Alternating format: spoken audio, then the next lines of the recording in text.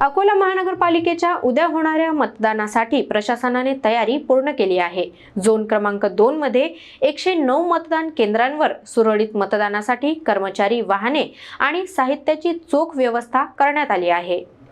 अकोला महानगरपालिकेच्या निवडणुकीसाठी अवघ्या 1 दिवस शिल्लक असताना प्रशासनाने तयारी अंतिम टप्प्यात आणली आहे। झोन क्रमांक 2 मधील एकूण 109 मतदान केंद्रांवर शांततापूर्ण आणि पारदर्शक मतदान व्हावे यासाठी निवडणूक निर्णय अधिकाऱ्यांच्या नेतृत्वाखाली सखोल नियोजन करण्यात आले आहे। प्रत्येक मतदान केंद्रासाठी स्वतंत्र पथक तयार करण्यात आले असून एकूण 109 मतदान पथके सज्ज ठेवण्यात आली आहेत।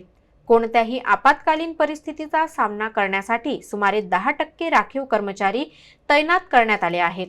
मतदान साहित्याची पडताळणी पूर्ण झाली असून सर्व पथके आपापल्या केंद्रांकडे रवाना होत आहेत।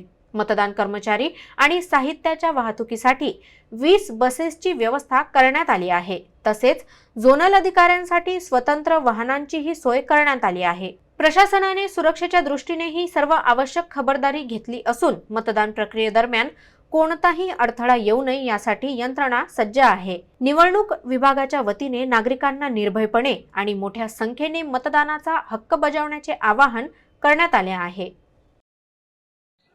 मी झोन क्रमांक 2 चा निवडणूक निर्णय अधिकारी आहे। माझ्याकडे 109 मतदान केंद्र आहे। त्याकरिता 109 टीम्स आम्ही सज्ज केलेल्या आहेत, प्लस 10% आमच्याकडे ॲडिशनल स्टाफ पण आहे। आणि सर्व ही मतदान केंद्रावर जाण्यासाठी 20 बसेस आणि 9 झोनल ऑफिसरच्या गाड्या सर्व आमच्याकडे आलेल्या आहे।